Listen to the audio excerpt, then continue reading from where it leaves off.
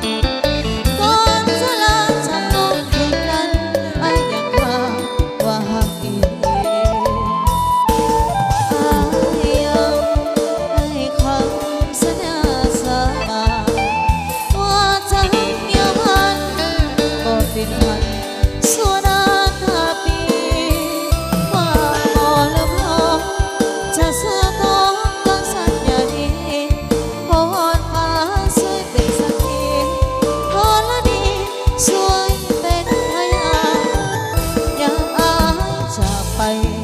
ห่างไกลใจน้องคงเงาคิดถึงสายและเศร้าเงาคิดฮอดจบกันอายเมื่ออยู่วีเป็นได้เพียงกับสาวเวียงจันทน์คิดฮอดแน่สาวเมืองปากสันอย่าเปลี่ยนคำเด้ออายคนดี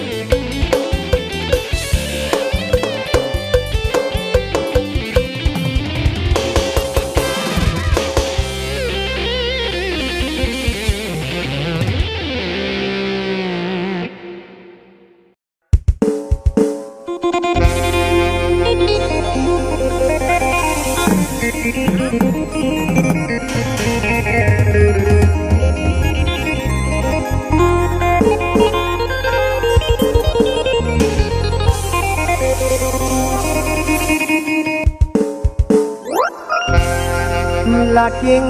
ไปมาดวงจีเพงเสียงตัวเองเป็นตานายปากมาเบื่อเขาหลายบ่อยากเห็นบ่อยากพอแต่ใจนอห่วงบ่หายแทนกันเขาโหดร้ายว่าเขาหลอกว่าเขาลวงแค่ใจห่วงแงนเขาคิดบ่เศร้าได้นอนกลุ่มเอาจวดพี่น้องจ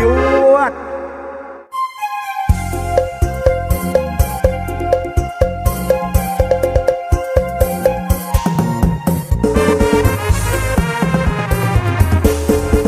ดวงใจเอ๋ยทำไมเอ่ยคิดถึงเขาจังเมื่อหมดความหวังเห็นเขานั่งคุยชายอื่นนั้นภาพติดตาบอกว่าไม่ลืมมันไม่นานก็พลันลืมแค้นแสนลาตั้งใจดีที่นี้ต้องลืมเขาจริงเรื่องผู้หญิงไม่มีแค่เขารองนาปันลืมเขาเลือดเข้าตาเมื่อกลายหน้าคิดไปได้หน่อยเดียวมีแนวเกี่ยวหัวใจของคนตามแล้วสุขผมคือลูกกิ่งละวันวิ่งแล่นหาปากบ้าเป็นยังนอมากัดไว้มากัดเด็ดแต่คำซ้ำๆมาทวงมาเศร้าจ่อยคนเหนือหน่อยได้หน่อยก็มีคนหักดื่มอยู่มันลืมบ่ได้สิมางอมาบอนด้วยความเมตตาจารักมากที่จึงหึงห่ว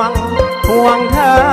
ทุกวันฉันซ้ำสวงไม่มาทวงแต่มาขอคืนดียิ้มหน่อยนะเธอจายิ้มหน่อยนะอย่ารีบตัดอะไรไม่ตรีเจ้าคือแก้วที่ประดับสีวีขาดเธอนี้บนรางไม่มีชีวัน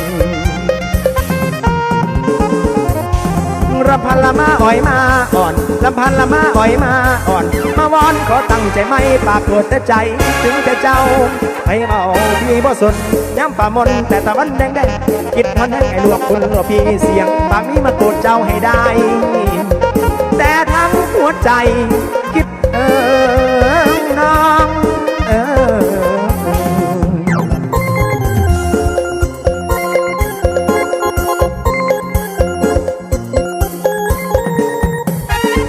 ไปแจกจ่าอื่นเนื้อเพลง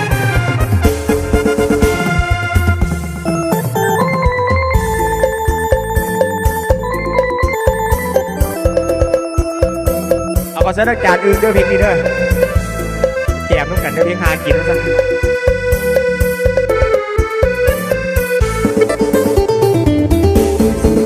วันมาเล่นทายของขวัญจากใจฉันมอบแด่เธอจากใจดวงนี้ที่มันละเมอคิดถึงเธอไม่มีวันลืมกุหลาบสีแดงที่มอบแก่คุณเธอเป็นไอ้คุณมายามคุณเหงาฝากไปกระซิบหัวใจเบาเมื่อยามคุณเศร้ามันคงผ่อนคลายสายวันที่14 กุมภาใส่จันน้องชื่อใส่ผู้ถือดอกไม้ละมาให้สิยังปิดบางครั้งเขามานั่งคุยกันเคยหัวมุนตาหักนิดครั้งยังจำได้หรือว่าลืมแล้วนอสาธุเด้อคิดพอวันนั้นในครั้งหัวใจที่มอบให้นางกุหลาบสีแดงวันละว่าเล็ดลายดวงจิตของพี่สบายดวงจิตของพี่สบายถึงเป็นกระต่ายไม้จันก็ยอมสองบันไดสิล้นละจองจำบนฟ้ากระต่ายยังปรารถนากระต่ายยังปรารถนาบันไดฉันถ้าจะหล่นลงพื้นดินให้สิ้นสีรอคอยต่อไปถึงมันจะไม่เป็นความหวังกุหลาบแดงเจ้าเอ๋ยขอเจ้าจงฟังวันไหนเขาสั่งเจ้าจงคืนมา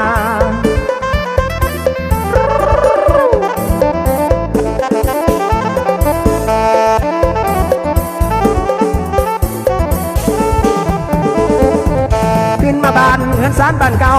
แต่เจ้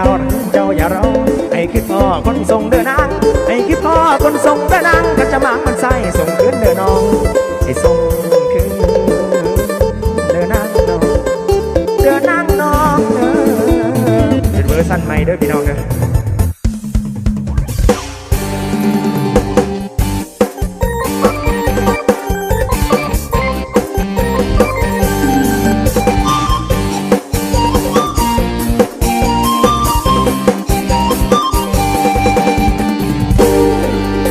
มือนี้เฮียนคอยเพิ่นไปประสายทองลงทงหาหอยหาเห็ดเลยหาปลาเพิ่นสอนยุงบวกเพิ่นได้หวกมาเห็ดที่น้ำแมงดาและโกงนอนมือนี้เฮียนคอยประมาณ6 โมงแลงเพิ่นเห็ดแนวกินแรงหอมกินตำดังมีตำบักหุงโอ้หวกและกุ้งหานตอนให้ใจดังๆกำลังนั่งแม่คอยใส่อยากสิน้องอยากสิให้เพิ่นบอกให้คอยเฝ้าไปเอาหอมกห่วงไอ้ป้าสากอนเพิ่งไปหอนเฮียนป้าเอิ้นหาป้ามากะหอนป้าเพิ่นบ่อยู่บ้านหอมกห่วงเอาไปฝากป้า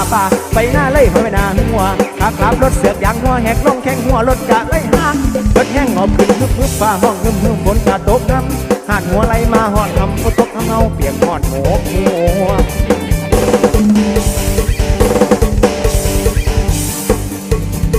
ป้าไปหน้าเล่ยไปหน้าหัวขาขับรถเสือกยางหัวแหกลงแข้งหัวรถกะไล่ห่างรถแห้งหอบขึ้นฮึบฟ้าห้องหึมฝนกะตกน้ำหาดหัวไหลมาหอดคำก็ตกทำเอาเปียกหอดหัวเสียกันแล้วกันว่าเป็นเวอร์ชันใหม่เนาะเป็นการโคเวอร์กันแล้วกันเด้อพี่น้องเด้ออันนี้โซ่เครื่องดนตรีมาสักระยะทางมันก็ไกลห่างส่วนสิ่งกดเย็นเอาคนหน่วยลายหูอยู่ดอกก็เป็นบัวหายเอาตั้งสี่ห้ารถเข้ากะห้างจูงมามากะเฮาหูกะหิวกะหิวเขาโอ้ยฮึป้าแล้วก็หอมกห่วงเอาไปฝากป้าไปหน้าเล่ยไปหน้าหัวถ้าขับรถเสือกยางหัวแหกลงแข้งหัวรถกะไล่ห่างเปิดแห้งหอบขึ้นฟ้าห้องหึมฝนกะตกห้ำหันหัวไหลมาหอดทำฝนตกทำเอาเปียกหอดหัวหมกห่วงเอาไปฝากป้าไปหน้าเล่ยไปหน้าหัวถ้าขับรถเสือกยางหัวแหกลงแข้งหัวรถกะไล่ห่างเปิดแห้งหอบขึ้นฟ้าห้องหึมฝนกะตกห้ำหันหัวไหลมาหอดทำฝนตกทำเอาเปียกหอดหัวทำหอนน้ำหัวบกหัวพายุกลางหัวหน้าห้องงานนั่งป่าเล่าหูบ่หูหัวบกหัวไปปากป่าไว้ป่าเล่าหูบ่หูว่าหัวบกหัวไปปากป่า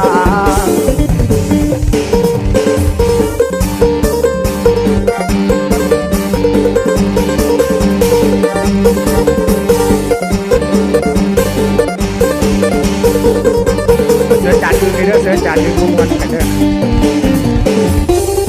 เพื่อเป็นบรรยากาศวันๆให้เนาะ